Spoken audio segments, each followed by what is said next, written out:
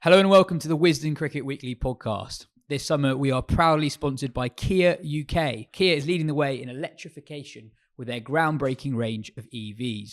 Kia have taken strides in the future of mobility with their award-winning lineup that includes the EV9 and the EV6. They also have a commitment to movement that inspires and want to help cricket fans get closer to the action. Listen every week for Kia's movement that inspires moment for chances to win exciting experiences at the Kia Oval this summer. We've got absolutely loads for you in today's show, folks. We've got plenty of T20 World Cup chat, including Mark Butcher coming off his long run on the tournament's format. We've got Scotland's Mark Watt on the show to talk about Scotland's excellent campaign that saw them finish just a whisker away from getting to the last eight. And we've also got Kumar Sangakkara on to talk about his foray into playing club cricket in Dorset. I'm Yas Rana, and with me in the studio are Ben Gardner and Katya, Witney, Butch, Sangren, Watty, all classy lefties in their own way. We'll head to Mark Butcher first on England's chances in the Caribbean and his thoughts on the format of the competition.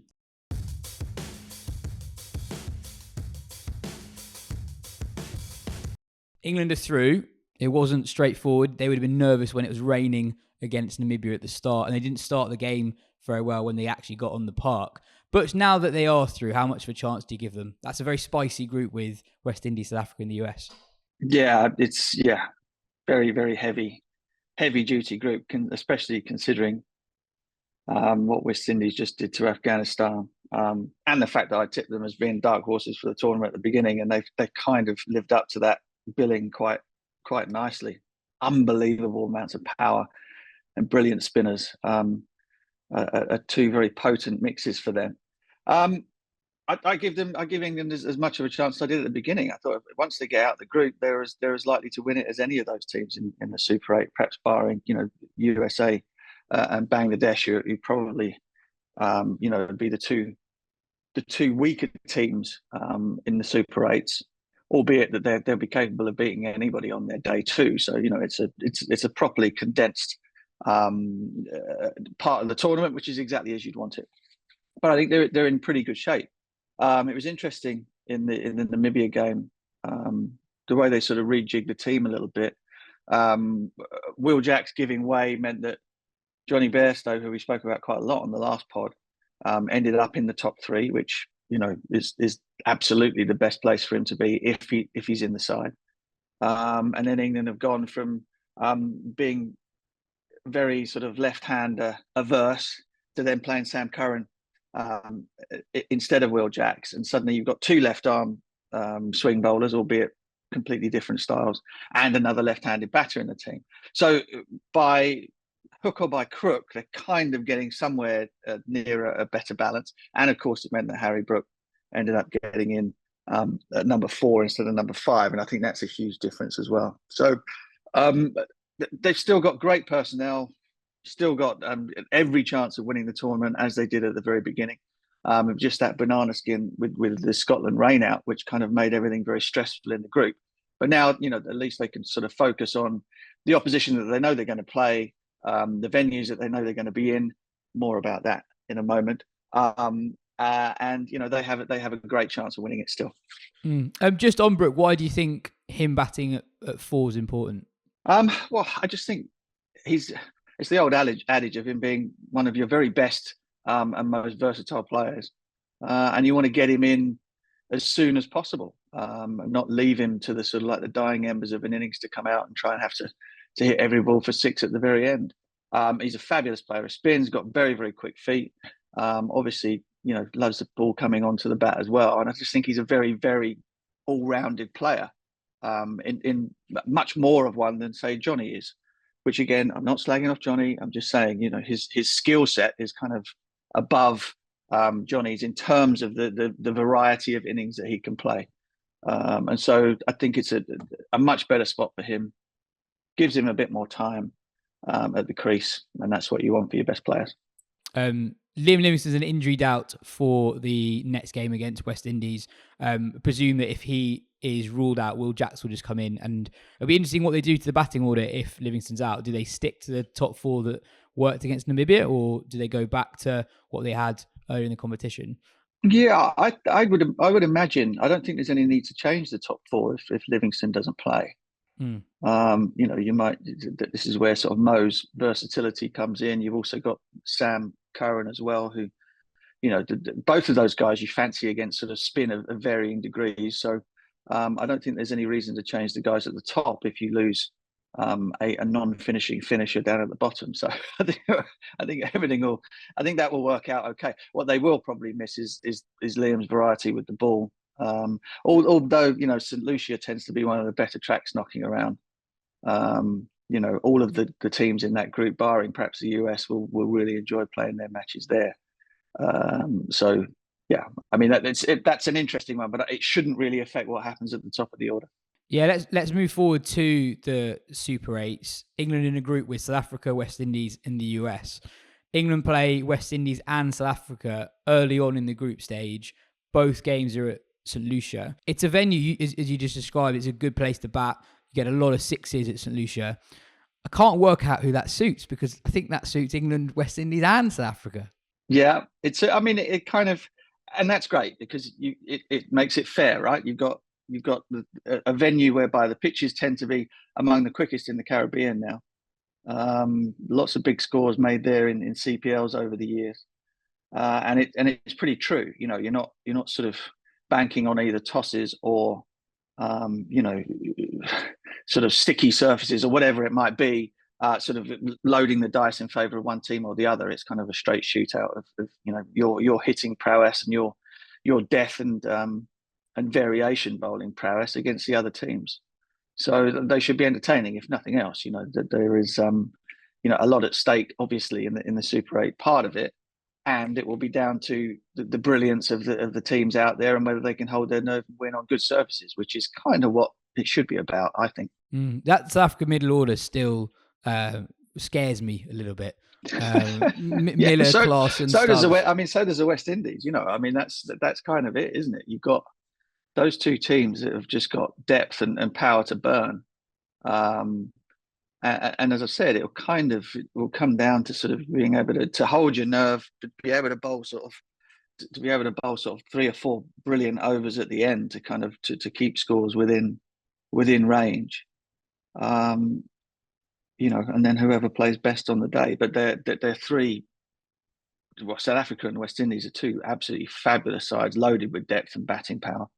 And all of the bowling lineups will come under pressure, and it is whichever one deals with that best. Yeah, West Indies were unbeaten, as were South Africa, but West Indies had 2 really good wins under their belt. An extraordinary win over New Zealand, where Rutherford hit I think 37 runs off the last 2 overs, batting with number 11 to get them to a score.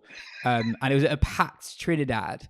And the atmosphere was incredible. Night game, David Rudder singing Rally at the start of the game. A rare live performance for him. And then they absolutely demolished Afghanistan last night. I wonder with South Africa, Butch, they've played a lot of their cricket on weird pitches so far. They've only played in New York and where was the other one, in Kingstown as well, which has been another low-scoring venue. So I wonder if actually they're a bit cold in terms of having played games on conditions that will mirror what we see in the Super 8s. Yeah, potentially. But I think they'll be mighty relieved to sort of get onto something whereby where their sort of strengths can be brought to the fore. But don't end up. I think the thing not to underestimate is kind of if the St Lucia public, and it's a slightly difficult island, I guess. They're not known for massive crowds there in CPL games, for example, basically because the population is minuscule. So you're not going to get that same sort of feverish atmosphere as you would do in Trinidad for the World Cup games. And so that type of external pressure and that sort of cauldron that can be created by the home crowd or whatever against them might sort of bring back a few ghosts from the past, but they might not have that. And it might just seem like just a regulation good pitch. Let's go out there and demolish and smack it to all parts, which they're very, very capable of doing. So you've got to back the West Indies because they're at home. The home advantage counts for a heck of a lot. ask England, ask Australia, ask India over the years. And so, under those circumstances, South Africa will have to prove that they've got not only the skill but kind of the heart for that sort of contest. But it'll be good fun to watch because some of those hitters are out of this world.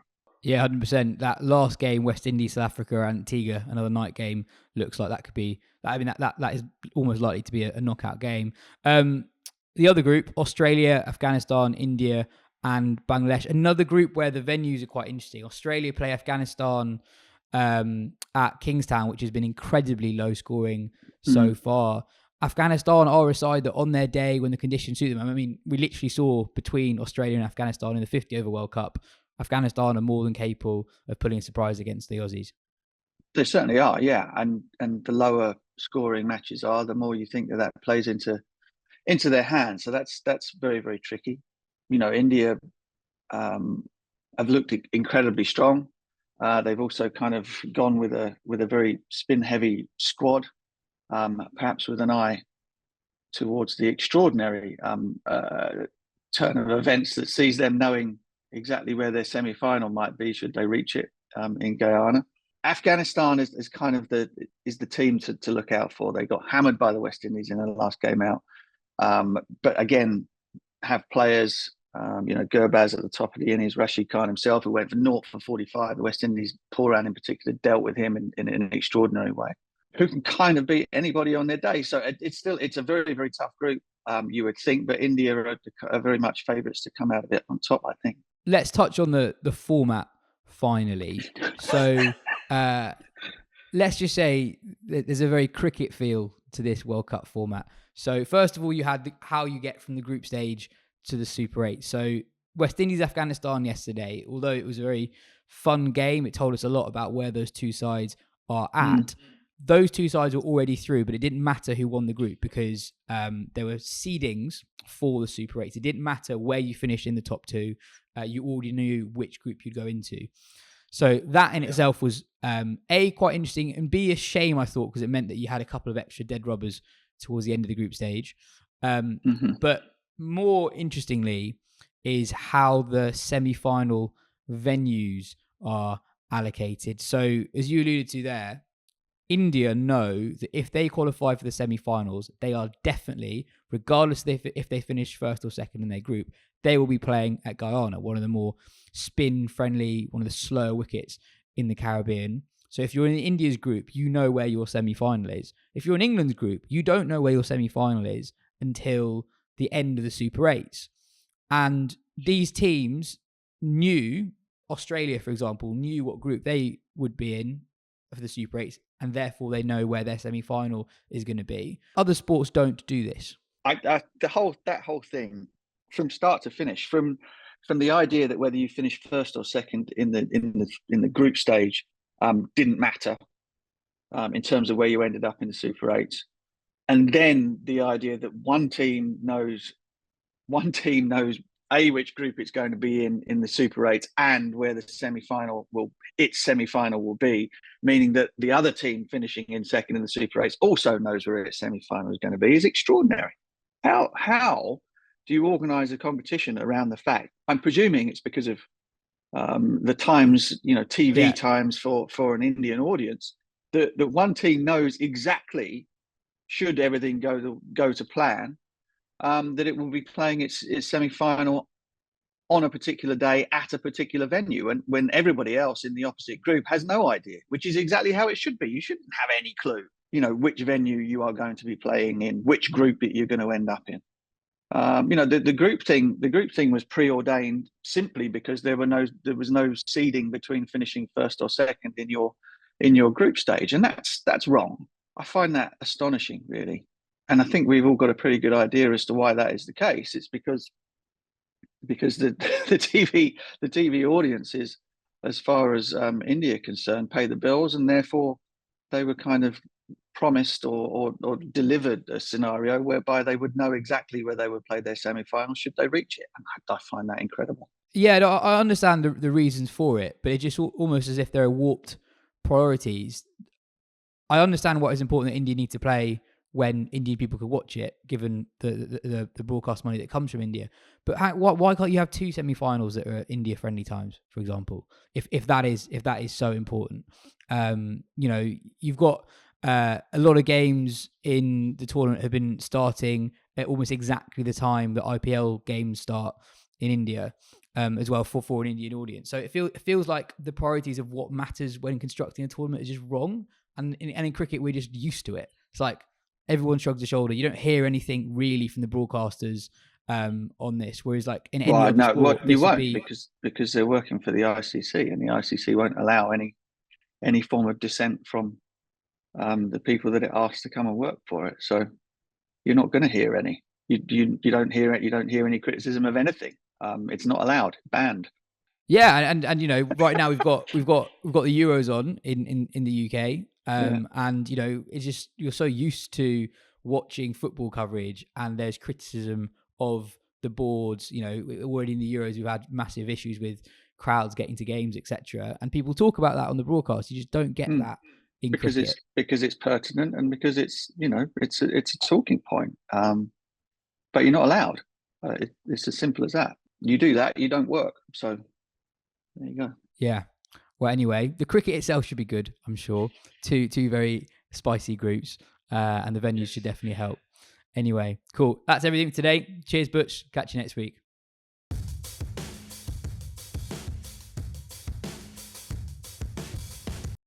For this episode's Kia's Movement That Inspires moment, Kia, proud sponsors of the Kia Oval, are giving you the chance to win a pair of tickets to the England-New Zealand Women's T20I game here on July the 13th. The England Women's T20I at the Kia Oval last year was great. A really fun night, a packed crowd, in for a belter of a game against Australia. It promises to be another special occasion this year. For a chance to win those tickets, all you need to do is enter via the link in the description. Ben, we heard Butch talk about the predetermination of this tournament's format, but more generally, now we're at the end of the group stage. Do you like the 20-team format?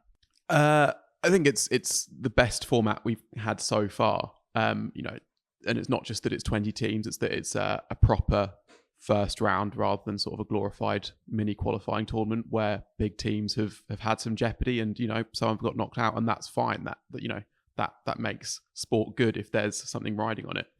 And yet we've seen that the gap between some associates and the rest is and sort of the bigger teams is not as big as maybe had been assumed. I think the conditions have also helped in that, with the conditions that don't expose the gaps maybe quite so much, especially in the US, and also that they're kind of more used to playing on as well. It's kind of narrowed it from both those 2 points of view. So I like that. The obviously Butcher sort of talked about the seedings and the predetermined nature of it going forward. The one other thing that I would like to see come in somehow is to have in a group all of the final games played at the same time. Like, I think that the groups that has been great, exceeded expectations. It has dragged just slightly over the last couple of days, I guess. And I feel like if you can play all the games at the same time in the last game of a group, the last round of fixtures, then if it's a kind of dud finish to the group and it's kind of then at least over quickly, and if it's an exciting finish to the group with like net run rate at play and different scenarios, then one, that is the way to ensure competitive integrity, because you don't have teams who can sort of manufacture results, see both through, and two, that's when it can be really, really, really exciting. We can have at this stage, this team was going through at this stage, another team was going through. That's when World Cups can almost be at their best outside of the final and finding out who actually wins the thing. Obviously, with 5 teams in a group, you couldn't do that. I guess if you went with 4 teams in a group, you could do that, but then you are even more exposing yourself to washouts and one of them being fatal. If you went up to 24 teams, we've already seen the very weakest teams in this competition that there have been some thrashings. Again, when you have 3 or 4 games or 3 games a day, you could get up to 4 games a day if you really, really pushed it. That matters less because you're on to the next good game quickly. So it's not like in a 50 over World Cup where if you have 1 or maybe 2 if you have a bad day, bad game, that is it for the day. Exactly, yeah. And actually, if you look at the teams who aren't here, there are 3. Well, UAE and Zimbabwe would not have. They might actually be better than Uganda, for example, possibly. PNG, and then you're pushing it a little bit, but Hong Kong have made World Cups or Age Cups before and been okay. Like Jersey tend to be there and thereabouts at these. Yeah, but I think qualifying for the World Cup yeah. should mean something as well. It shouldn't just be everyone who we think could do okay should be in the World Cup. I think you want the qualification tournaments to be qualification tournaments are often really good. So I've really enjoyed it. I mean, Katya, what have you made of it? You know, in the USA group, they got through ahead of Pakistan. Scotland very nearly pipped England to a spot, and even in Group D, where there wasn't like a major upset, Nepal very nearly beat South Africa. So really good cricket throughout. Yeah, I think the 20-team balance is a much better balance than from the last edition, particularly. I mean, I made a slightly tongue-in-cheek comment yesterday that England, their World Cup win shouldn't count because they didn't have to beat any associates to get through it. But there is an element of truth in it that when you reach the knockout stages of this World Cup, it does almost feel in a way that you've properly earned it, because you've had to play a higher volume of matches against a greater range of opposition, if that makes sense. So I know we often refer to beating weaker teams as banana skins, which is a little bit disingenuous, but there's kind of an element of truth in it that you do have to put in those clinical performances when you're playing a greater range of teams. So getting through to the semi-finals here with a 20-team balance, I think is particularly a show of who is a better team. Because in T20 World Cups, I think it just often feels a bit like potluck of who gets through, because it's so much easier to have an upset in a T20 than it is in a 50-over format. But you're playing such a range of matches here that I think it's easier to kind of earn it, if that makes sense. And you mentioned Nepal as well. I mean, we look at Group D and we think South Africa is the strongest team, but they ran them pretty close. And that group is pretty interesting anyway. When you look at it, when you look at the range of how good the teams are, you've got to say Nepal are one of the better associate teams, perhaps not the best associate team in the tournament, but one of the better ones. You've got 3 full members in that group, as well as the Netherlands plus South Africa. So that's a really good example of how a group can work. I think the pitches that they've played on have kind of brought the gaps closer in a way. But yeah, it's been a really interesting group. And we've also yet to see, I think, properly how good the qualifiers from that group will be on different pitches against the better full member sides, if that makes sense. Yeah, I mean, even just looking forward to the next round, it'll be interesting to see how South Africa, having played their games on really difficult pitches, and the type of games they've had are actually quite different to the games they might end up playing against West Indies and South Africa and the USA in the next stage. I think more generally on the format, I think there are a lot of things in World Cup cricket that cricket has just got so badly wrong. We sort of forget how badly wrong it has been. You know, you got the Euros on at the moment in football, and such a fun part of tournament sport is seeing teams who don't usually play against each other. And cricket, you know, a 10-team World Cup has just been a complete nonsense in 50-over cricket. And as you say, even what they had previously in T20 World Cups, where you basically had a qualifying tournament before the main bit, essentially. I think this has been a massive improvement. And also, you've seen, you said, you bring up Nepal. Nepal haven't qualified for a World Cup in years, and they're challenging one of the tournament favourites. So they really were not far from qualifying for the Super 8s, because if that South Africa went down to the last ball and they should have won it, they needed 34 or 38, I think, and then sort of choked a little bit. And then against Bangladesh, they kept them to 109. And imagine if in that game that had been a virtual knockout game and whoever wins it would have gone through. That would have been like that could have happened. That would, yeah. But building on your point as well, Yas, you can even make a wider point about the amount of franchise cricket there is. I mean, we've watched some of these players play pretty much consistently for 3-4 months now. If you look at some of the Australia sides, you know, Phil Salt's been in the IPL. We've watched all these players for so much time. It's actually it's almost an injection of freshness to have other players who we haven't been seeing play consistently all the time. So yeah, big up the format. No, 100%. Lockie Ferguson made history yesterday, bowling a spell of 4 overs, 4 maidens, none for 3 against PNG. Ben, you couldn't take your eyes off it. Yeah, it was great because you tweaked quite early on that something was happening because they just couldn't lay a bat on him. I think maybe bat hit ball 5 times in the first 2 overs, and one of those was edged and caught. So, and you know, he's very quick. These were tough conditions, and he just hit his lines. I mean, in the previous game, he'd bowled 4 overs for 9, so he's got an economy of just over 1 across his last 2 overs, and 44 T spells me 44 dot balls out of his last 48 balls in the tournament. Yes, I believe so. Yeah, although actually maybe there are some extras in the first game, like maybe a no ball, which means that maybe it's 49 balls. I'm not sure, but still, yeah, it was, and also you were just so, because it could so easily not have happened, right? Because I think, we've seen a lot in this World Cup spells where very few runs have been conceded, but still there's an edge at some point, or just a tuck and run, and coming out to that last ball, I think like, this is just going to be dropped into the offside and they're going to just scamper down the other end, aren't they? Yeah. But that didn't happen. And his reaction was almost a bit sheepish. He didn't appreciate the history of the occasion in a way he really I think ought your to have reaction was better than his, to be honest. Well, Katya literally gasped when he bowled someone in the fourth over of that spell, and I thought it was because it came off the inside edge. I thought for a second that you thought it had gone down to fine leg, and that was the end of history. But maybe he just knew that Canada's Saad bin Safar had done it before, so he was the first in T20 World Cup history, but not in T20I history. I'm sure that is exactly what was going through Lockie Ferguson's mind at the time. Katya, more generally on New Zealand, those defeats against Afghanistan and West Indies earlier on mean that they're knocked out of the tournament, which is a weird feeling. New Zealand don't get knocked out early; they're not even in the last 8. They, if you go back over the last decade, have been on an incredible run. Before we get into what's gone wrong and what might happen in the future with New Zealand, let's just appreciate the journey up until here, because they get to the semi-final basically every time. Yeah, it's mad when you look into it. You can take it back further than a decade, but if you go purely from 2014 onwards, it's the first time for a decade pretty much they haven't made the knockout stages of World Cup, apart from the 2014 T20 World Cup.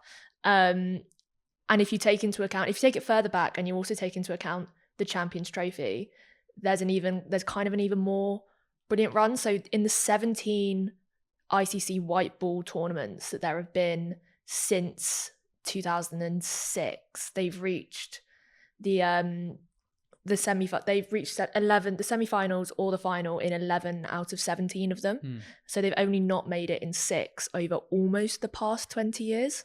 Yeah, and then if you go back to 2016, they have got to every single one except for the 2017 Champions Trophy. If you narrow it down further to 2016, then in specifically this generation, then there's only one of the Champions Trophy that they've not made, which is pretty insane. And you were making the point earlier that pretty much every other major side will have missed at least one. Yeah, I think if you just do World Cups in the last 10 years, they're the only team to have got to every semi-final. Yeah, and this is the first time in a T20 World Cup when there's been a group stage, pre-super stage, that they haven't made it.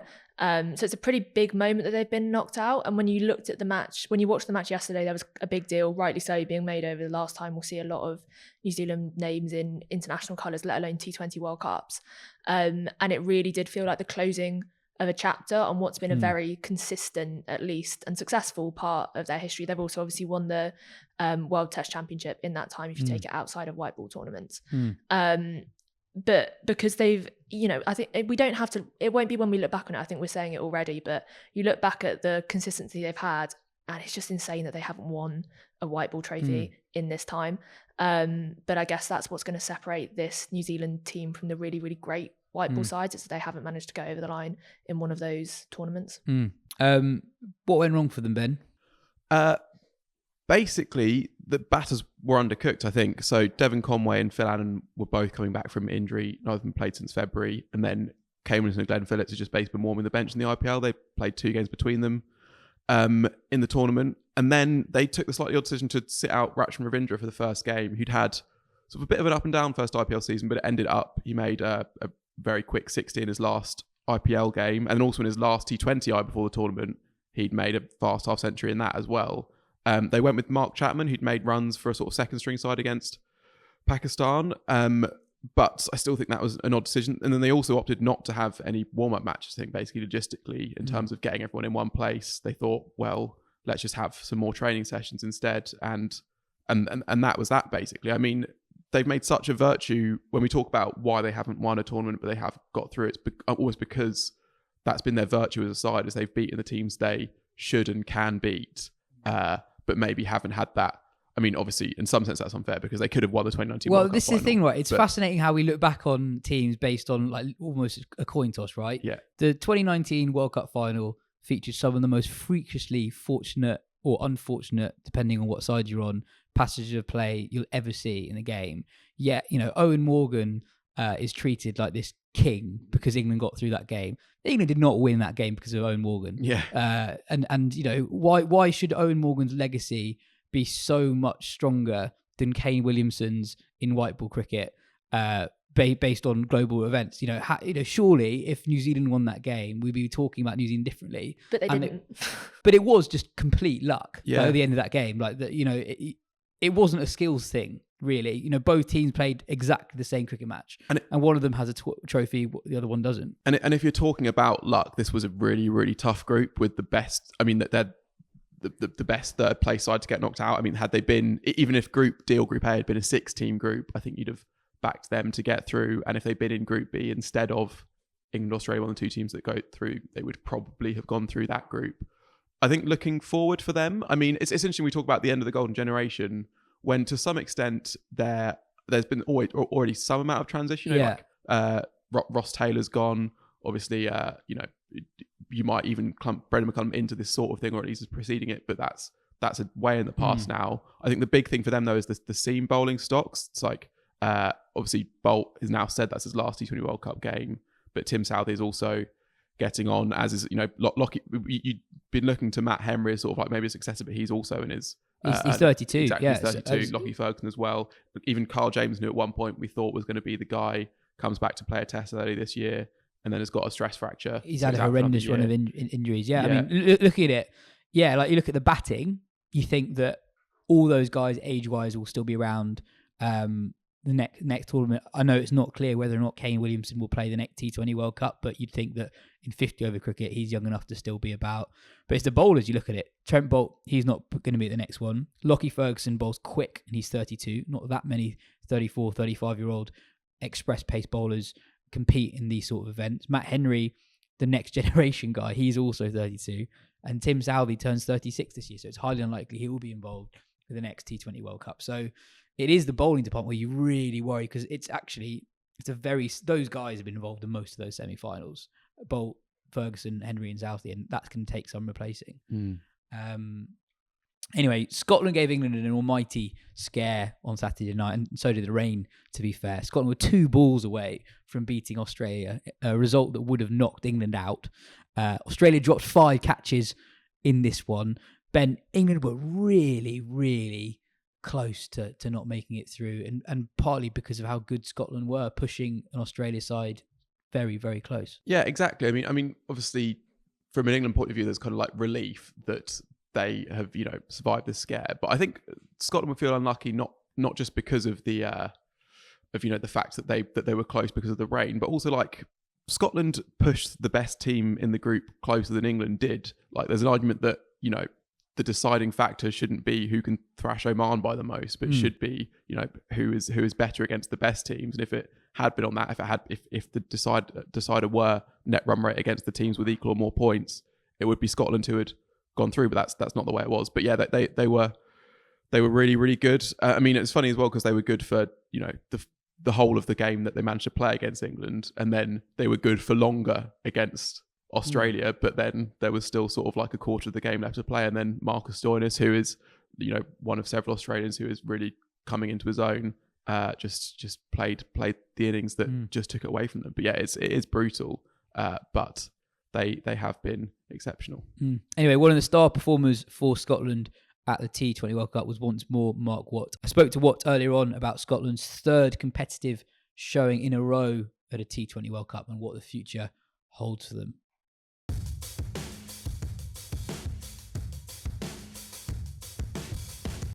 Mark, great to have you on the show.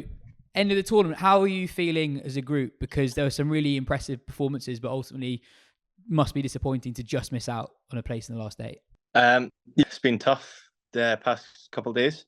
The boys are got to be going home early, put in a lot of great performances. And yeah, just a bit of a shame. We'll never know what would have happened with that England game.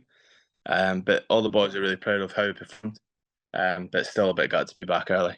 On the England game, in England, the media sort of presented it as England didn't get the opportunity to get the win. But the way I saw it, Scotland were ahead in the game, and it's a massive missed opportunity for Scotland. And looking at the body language of the two teams at the end, you guys looked more gutted than the England boys did. Yeah, definitely.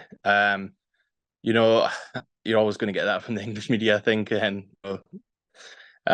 But yeah, after the game, we're all gutted. They spoke to the batters at halftime or whenever they kept coming off the rain, and the pitch was doing a little bit. A few were staying low, a few were kind of stopping. So it wasn't a flat wicket, but I think our batters did look pretty flat. So even if we lost that game, we're chomping at the bit to play these teams, and we'd much rather go out there and lose the game than come away with a point and have that opportunity to go and get the win. So that's the way we kind of saw it at the end of the day. We're all pretty gutted and thought we could have got the job done, especially being 90-none.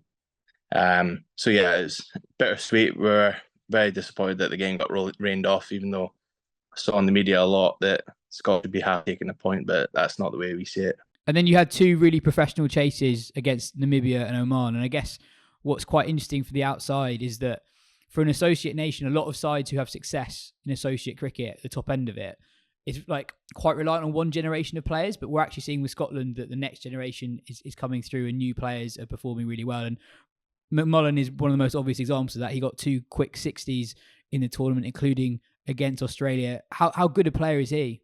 Yeah, Brando's a very special player. And it's come to no surprise for many of us.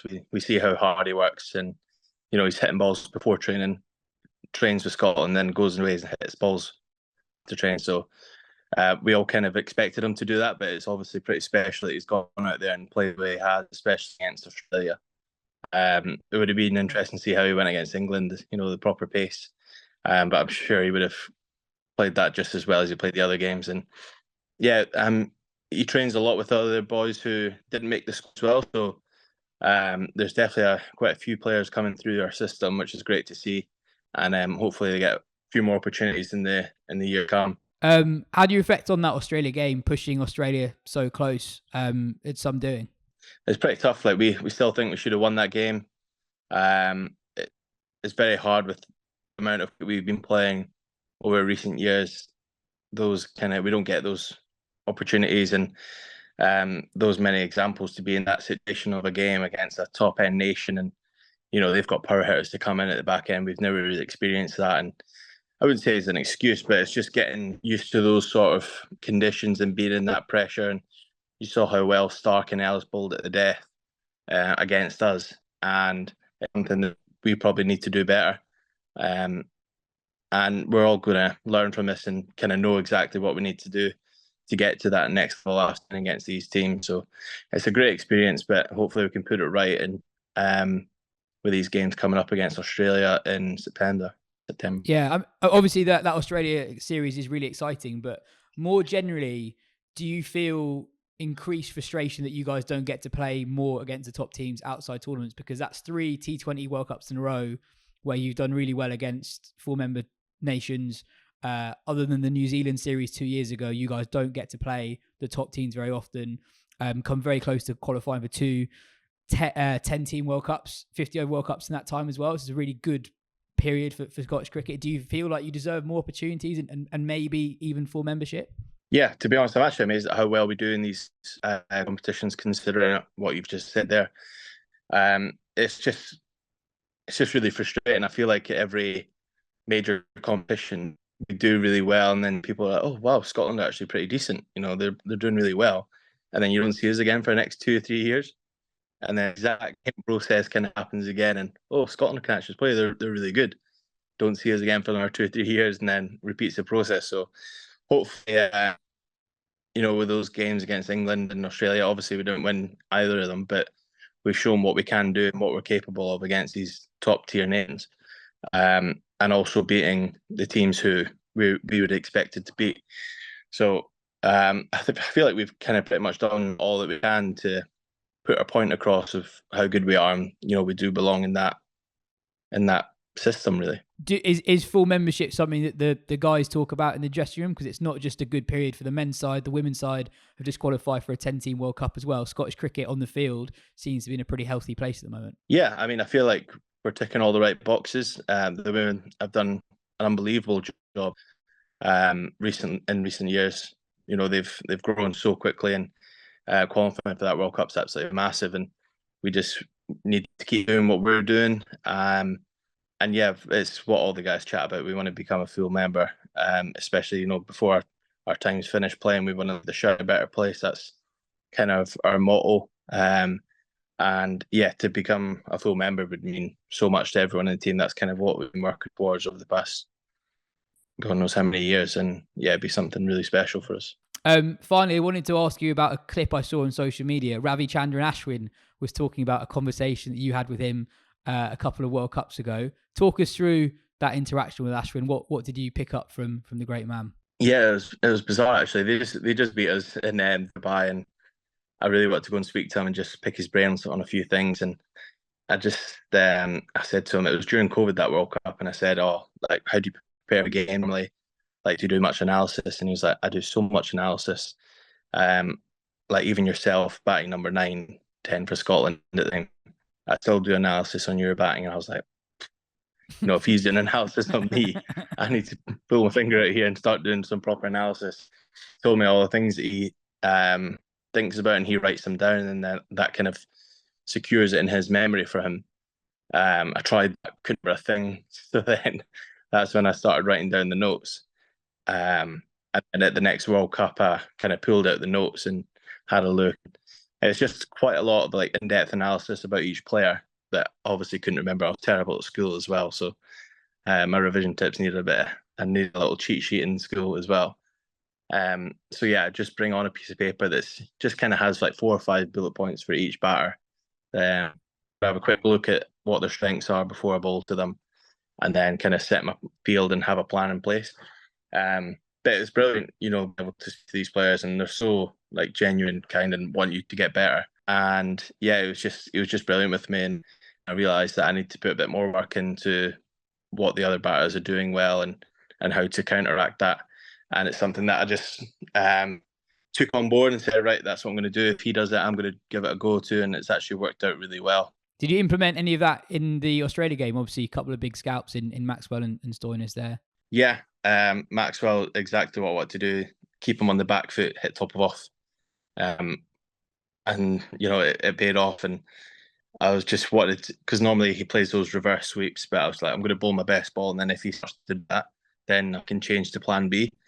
But thankfully, I didn't need to come to plan B and got that big wicket early. Yeah, it was some ball. Anyway, cheers for your time, Mark. Best of luck with the rest of the summer, and best of luck in that series against the Aussies. No worries. Thanks for having me on.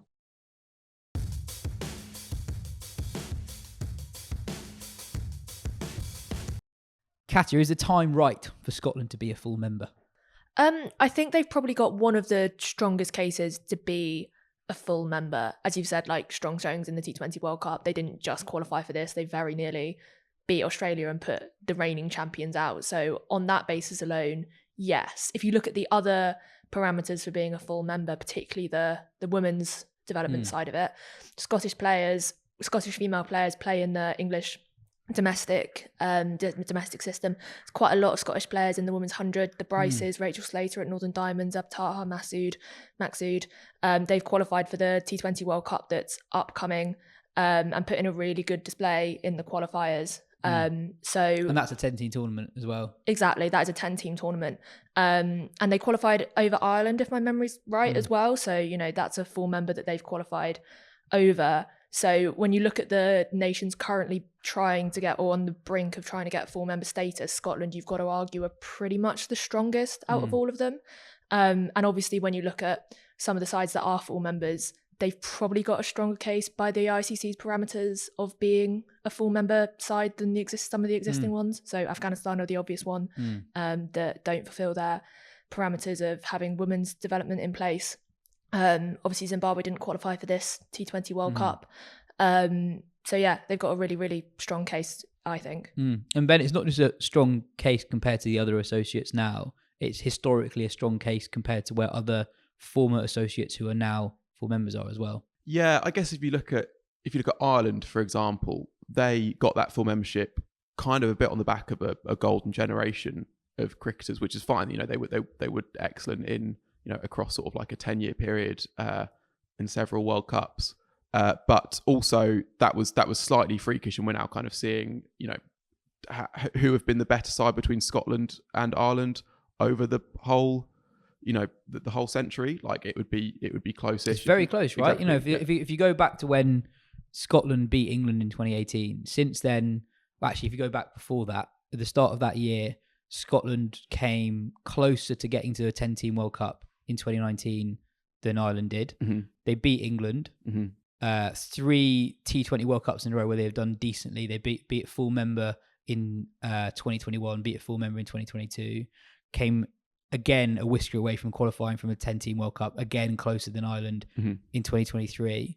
And here they push, as Katya said, nearly knock the defending champions out and very nearly get a win against one of the tournament favourites. Yeah, exactly. And I also just think, I mean, one of the things with full membership is, do we still want it to be linked to test status in the way it is? Because that's what it is at the moment. But I also think that, and maybe some people see it as a diminishing of test status if it was sort of divorced from the two. But I also think that, like, actually, if full member status, first and foremost, it's like it's giving you a status within the world game to sort of have more of a input into decisions because you're one of the main players. And from an IC point of view, especially, that is about World Cups and how they should be structured and how that money should be split up and that sort of thing. And so actually, like, if you're a key player at World Cups, that should be enough, even if you don't want to play test that much. Like, I think that splitting those two things up, I think there's also would be a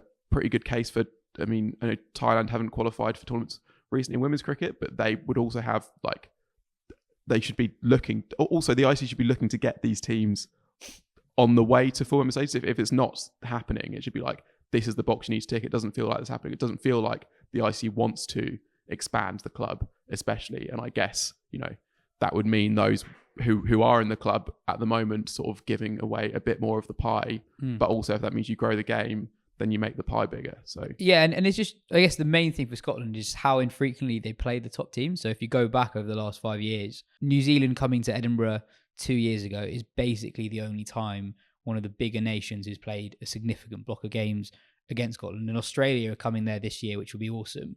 But you feel like that is just such an obvious win, even if they don't get full membership straight away. Teams that tour England should also be playing Scotland. Yeah, and also the time is absolutely ripe for a four-nation tournament annually or biannually. Like, you could get it done so quickly because you go to a venue, play it across like 4 or 5 days, and you play each team once, have double headers. Yeah, it'd be so good. The cricket Euros. Yeah. Amazing. If you looked at, like, specifically England as well, because that seems like the most obvious full member that they should play, being so close. England played that block of games against the Netherlands last year. 2 years ago. 2 years ago, sorry.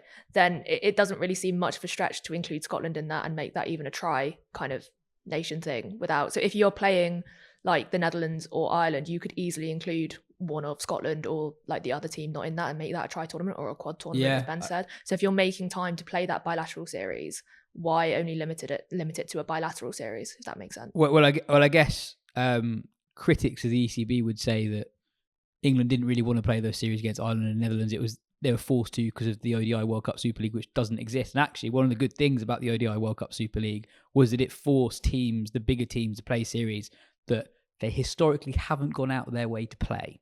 So yeah, you're definitely right though. Like I'd be well up for a cricket Euros, and I think Ben's right as well. You could get it done in a very short space of time. Well, we're living in an ideal world here. We don't have to have the parameters the ECB have over us. That's the joy of doing a podcast. Yes.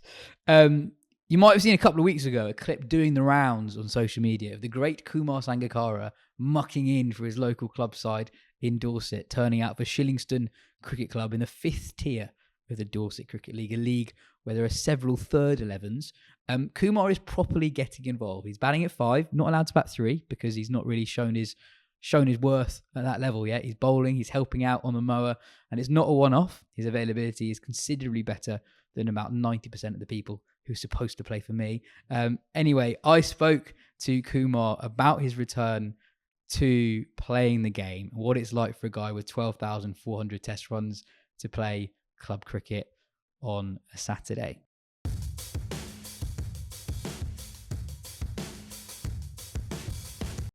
Kumar, great to have you on the show. You've made a return to playing the game. Tell us all about it. I've spent a couple of weekends playing for Shillingston. It was great fun. Quite a few of my friends play for Shillingston in the Dorset Thirds. I live in the next village in Manston. Ever since I became a Manston local, I've joined in things that the community has done, and that's the beauty of cricket in the UK. It's played at all ages. It's summer's lifeblood almost in terms of sport. It has a great community feel, a great sense of fellowship. There is that competitive spirit, and also it is about everyone being involved together in something that's really unique to this country in terms of how it is played. It is played in a competitive environment. There is the prospect of promotion to a higher league. There is, of course, the personal pride that the players take in their abilities, and it's about having a lot of fun. And I've experienced all of that playing for Shillingston Thirds. The potluck teas, going to the pub afterwards, talking about cricket, and then just talking about things that happen in our lives. And you meet so many different people, but the one thing they all share in common is they absolutely love their cricket. I mean, they participate in rolling the pitch, in cutting the grass at the ground, making sure everything is really well organized.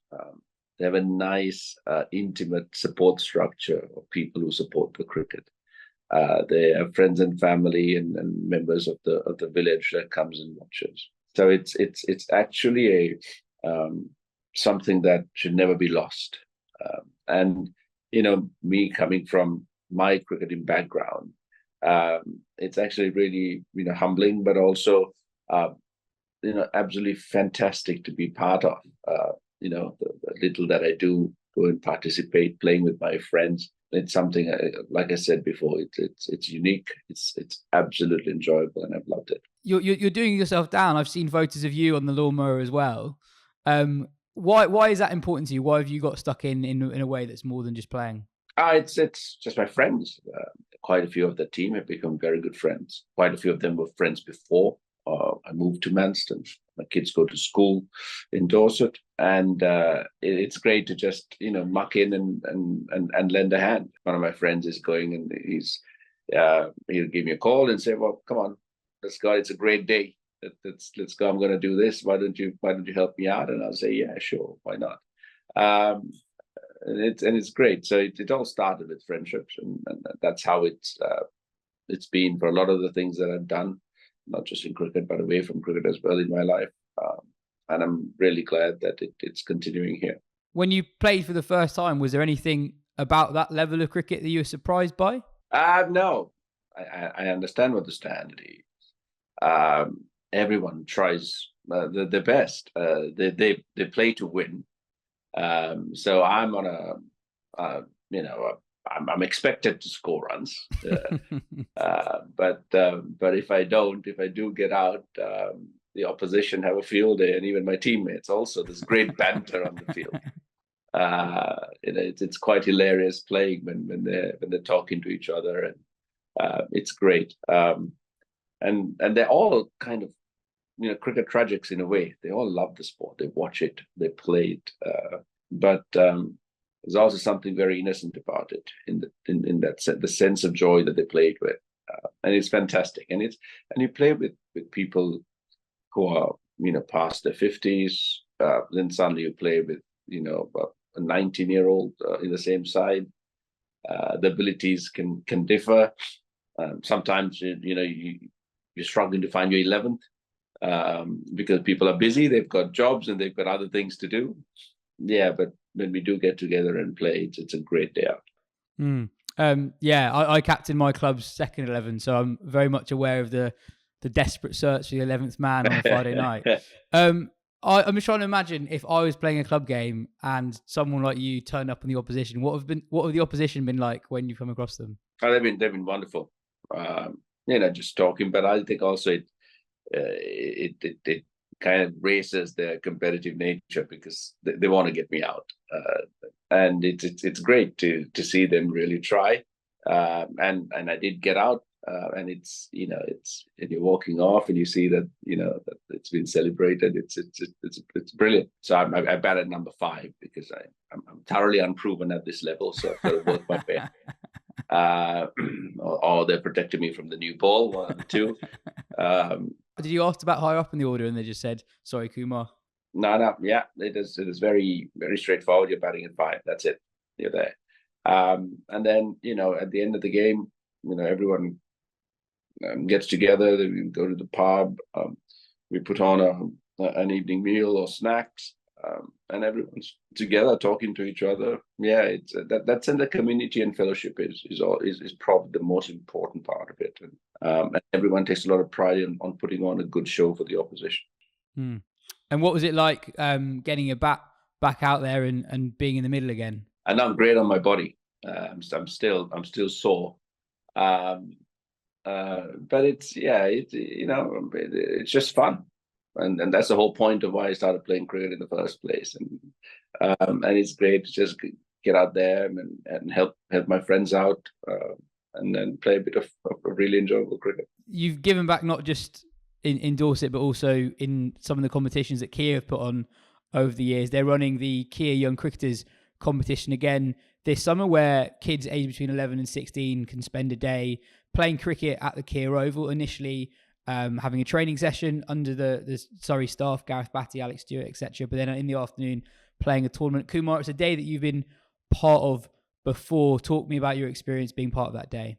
Yeah, I think it's again a great way that Kia is connected to the community and supports the sporting aspirations and ambitions of children, and that's a very important part, especially children from all backgrounds, not just in public school but also in state school. And facilities and access vary very, very widely across that age demographic, and to be able to have these talented kids, both boys and girls, come and experience a day at the Oval. It's a wonderful location, great facilities, historic, but at the same time be exposed to quality coaching through the Surrey network and the partnership with Care. And it was really great for me to be involved. I actually thoroughly enjoyed it. And we had a few coaching sessions of batting and wicket keeping. I, of course, handled the older children, and the Surrey support coaches handled and supported me with that, but also handled a lot of the younger children.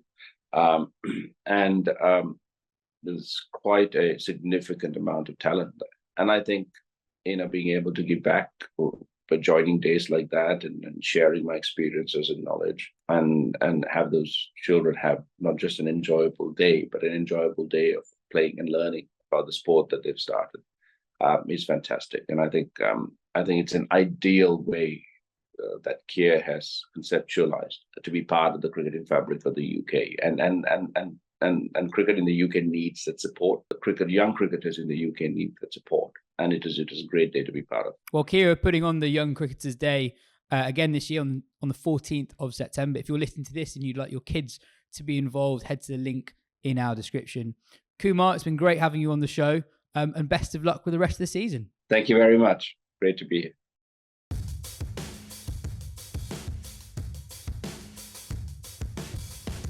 No 10 a.m. pullouts for Kumar. No. The T20 Blast is happening. We're not too far away from its mid-group stage break. So some highlights we'll quickly run through.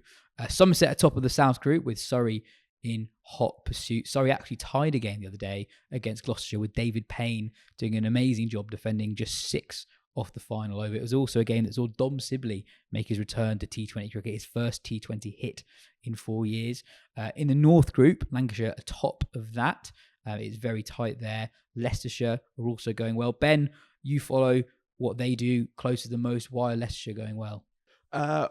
Well, one thing is that Rishi Patel is still one of the the most valuable young uncut bats in the county circuit, really, just across formats as a player for that sort of club. He's just like gold dust, where you can look at him in all 3 formats and know that across the season he seems like he's just going to churn out things. He's averaging 40 going pretty well. They've also just made exceptional use of the loan market. So Scott Curry, who is still a Hampshire player, but he joined Leicester on loan when they were kind of pushing for promotion at the end of last year.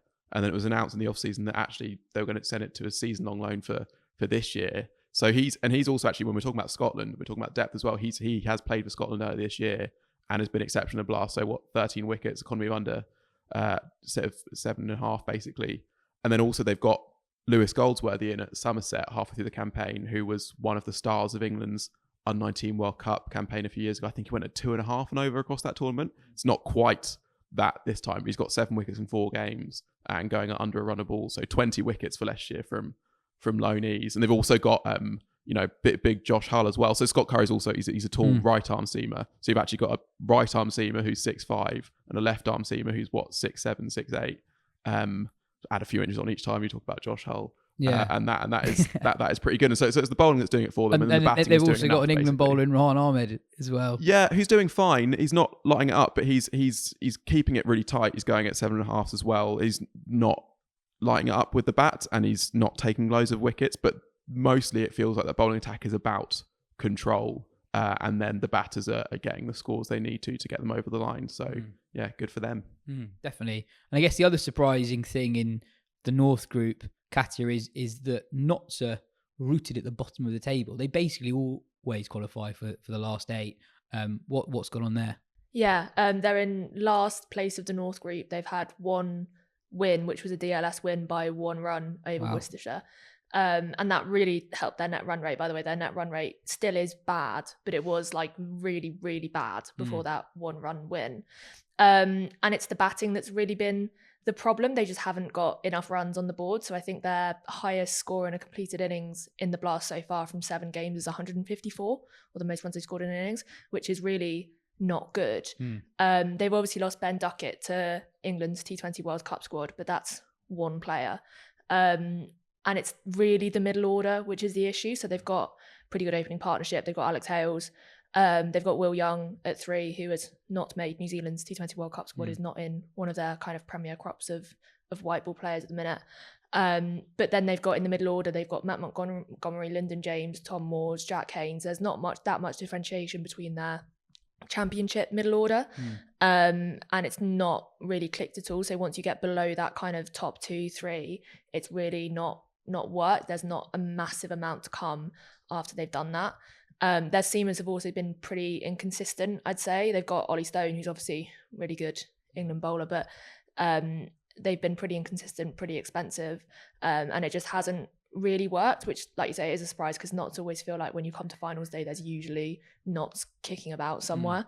But it's just not really clicked this time, and they haven't got that kind of crop of T20 players that they did have a few years ago. Yeah, and sometimes you can get bailed out by like one of your best batters just having a really good season, but none of their, like, I guess Hales, Haynes and Clark are all players who get deals elsewhere, and they are not doing that well. And you mentioned Will Young. Will Young's played 6 games, averages 9, striking at 77. You know, if that's your overseas, then that's not what you're looking for from your overseas. Yeah. Also, they just lost Matt Carter in slightly odd circumstances, didn't they? Where it was a 2-line press release, I think, quite close to the start of the season, as in the start of the Blast season. So when the county season had started, and he'd been one of the stars of the first couple of seasons of the 100, and to lose a player like that for whatever reason, we don't really know what has gone on there, but that is just a blow.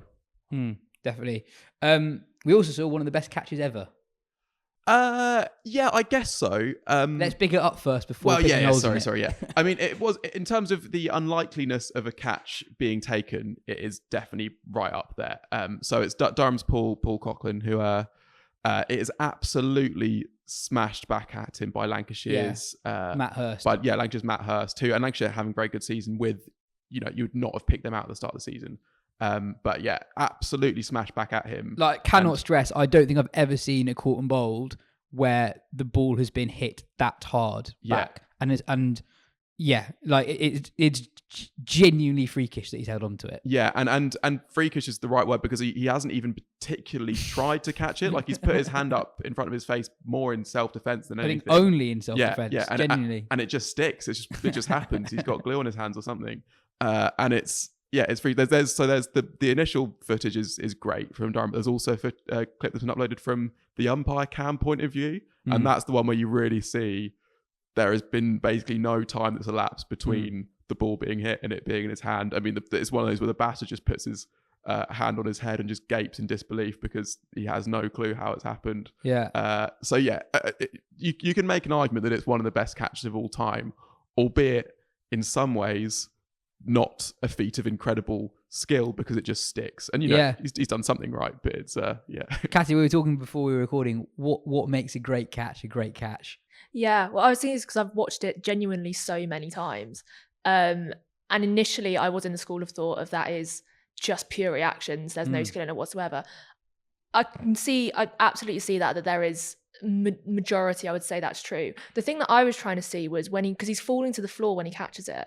And I was like, how's he held on to that when he's falling to the floor? Because his elbow probably goes into the floor, but he has actually braced his arm so much again, like Ben says, not even trying to catch it, just trying to protect his face from a broken jaw. He's tensed his arm so much that his arm doesn't even move when he comes down. And while that doesn't necessarily imply skill, I was wondering whether there's a certain kind of reflex that's put into you that does make it more likely that you can catch one of those I guess that's incredible just survival catches. instinct. Yeah, survival instinct. So maybe Paul Coughlin has a really strong survival instinct is what I'm trying to say. I don't want to say there's no skill. I think he is more likely to take that catch than I am. Both because of reaction speed and I think that's probably true of every type of catch. That's true. Yeah, that's true. Yeah. I mean, we've got a pitch outside. We could probably put that to the test.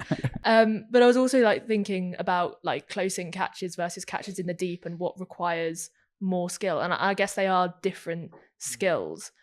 But I think there's some catches that you can look at and think they're not actually that good at catches when actually they're better catches than the Coughlin catch when you really drill down deep into it. So I've probably thought into this way too much from watching that Twitter video, but it's very interesting. And definitely worth seeking out the footage from the umpire cam as well, because that is just ridiculous. Some other bits. Ben, cricket isn't just cracking America; it's cracking mainland Europe as well. Oh yeah, okay. Well, yeah. I mean, in two ways actually. We should give a quick mention to Italy's. And that's why I asked. Oh, sorry. I thought you were talking about Estonia, Cyprus. Or we get into that later. I actually meant the Euros. But sorry. So it works. It works in three ways. Wow, cricket is cracking mainland Europe in three ways. So first, the Euros in the Austria. No, sorry, in the Belgium Slovakia game yesterday, we had Snicko basically for looking at handball call. I think they clearly really wanted to use this because it had very clearly hit the guy's hand. You didn't need a sound monitor. Yeah. I also looked it up. It's actually a motion sensor inside the ball. So something that detects motion rather than sound exactly. So it's not quite Snicko. Not quite Snicko, but it looks exactly the same. And there's a little heartbeat sort of monitor on the screen. So. And is there anything to read into this that Murray Erasmus has recently retired from international cricket and now football's implementing Snicko? Could we see Murray Erasmus pop up at the Euros? That would be great, wouldn't it? I mean, just his little smile when when Kylian Mbappe's right up in his face about like a marginal penalty ball or something. Yeah, and we also didn't get the you don't get the audio from the VAR, so we don't know if he said, "I need you to rock and roll that for me." But here's hoping. So that's cricket in Europe 1. Yeah, cricket in Europe 2. Italy through to the next round of the European process of qualifying for the T20 World Cup in 2026. Yeah. Largely thanks to Australia's Joe Burns. Well, Italy's Joe Burns. What's she? Italy's Joe Burns. Italy's Joe Burns, now formerly of Australia, who made a century in the finals, who joined a rare club of batters with centuries for two different countries. And then Estonia v Cyprus, you had Sahil Chauhan, who in the... This is what happens when we don't have Phil on the podcast for a few weeks. So they played one game in the morning. He makes a golden duck, and then second game in the afternoon, clearly pretty angry about it. Comes out at number 4 when they're chasing 194. He hits 141 of 44 balls, bringing up his 100 off 27 with 18 sixes. But those are both world records, and these might well have been big sixes as well. There's footage of him in the European Cricket League hitting a six into a road and then sort of into a field, narrowly missing a Mercedes, so he can hit them quite big. Nice. We're finishing today's show with a chat with Nafisa Khatib, a chance to shine coach who predominantly works around street cricket. Here she is on the power of street cricket in reaching kids who otherwise might not have access to the game.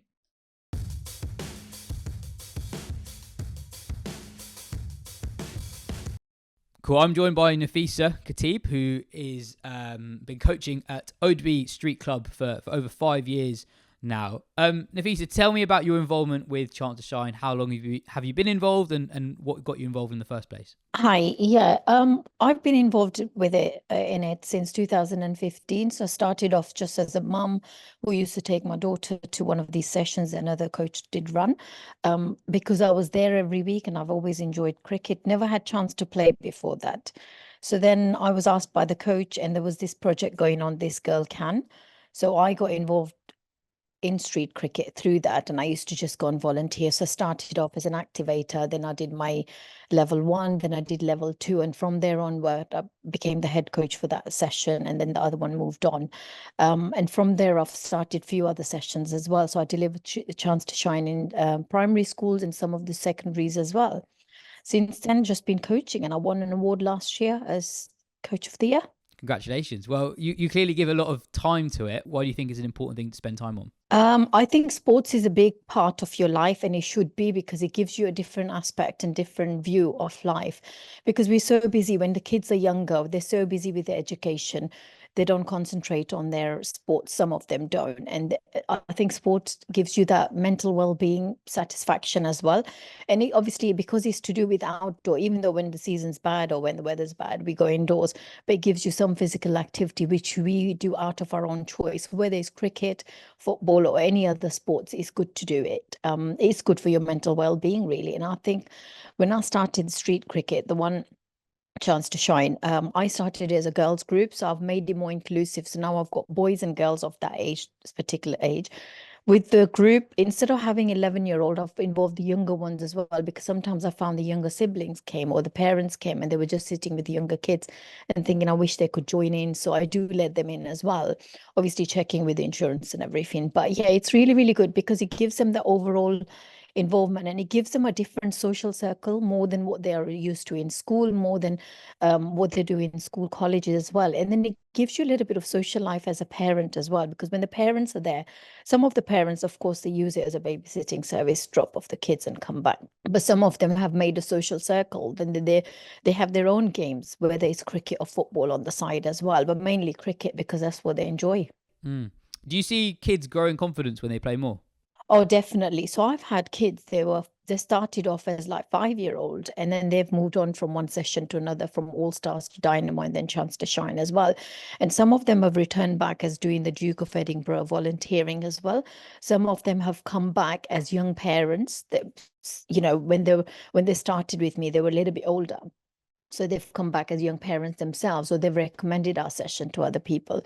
So I think it is really, really good, because obviously if you're doing something right and for the right reason, you're promoting it in the right way, then you will get satisfaction of your role, and you would get a return back as well from other people. Why is street cricket so important for young people accessing the sport? Because that's something that people might have seen a lot about but might not know a lot about.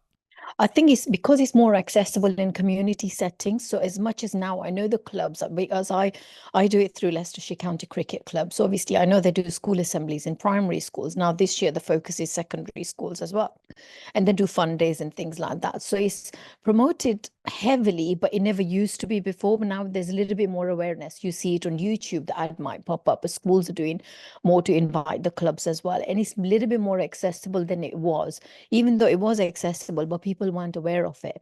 So I think it's good to have as a community setting where people cannot afford the kit to buy, because they think, okay, to be able to play cricket, you need to have a whole kit. In real fact, in sessions like what we're offering, they don't need a full kit. They just come in as they come in, and they just enjoy that 1 hour, 1.5 hour, 2 hours. We just sent our boys to Nottingham. 4 of my boys from our session, because of the age bracket, obviously, they played against Nottingham yesterday, in fact. So something like that, it gives them, and they've made a social circle. Parents were involved in it. So it was really good like that. And they know the fact is they don't have to go and purchase any equipment unless they want to, obviously, for their own selves.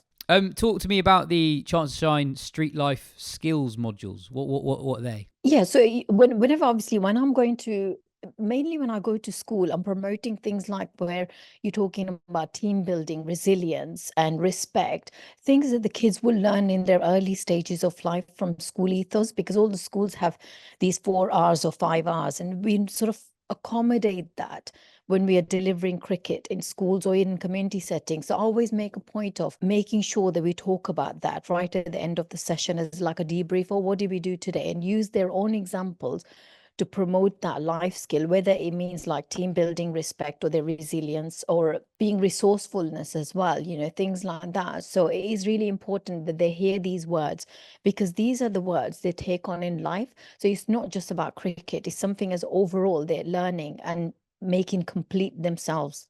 Well, Nafisa, it sounds like you're doing amazing work with Chance to Shine. Thank you so much for your time. Thank you.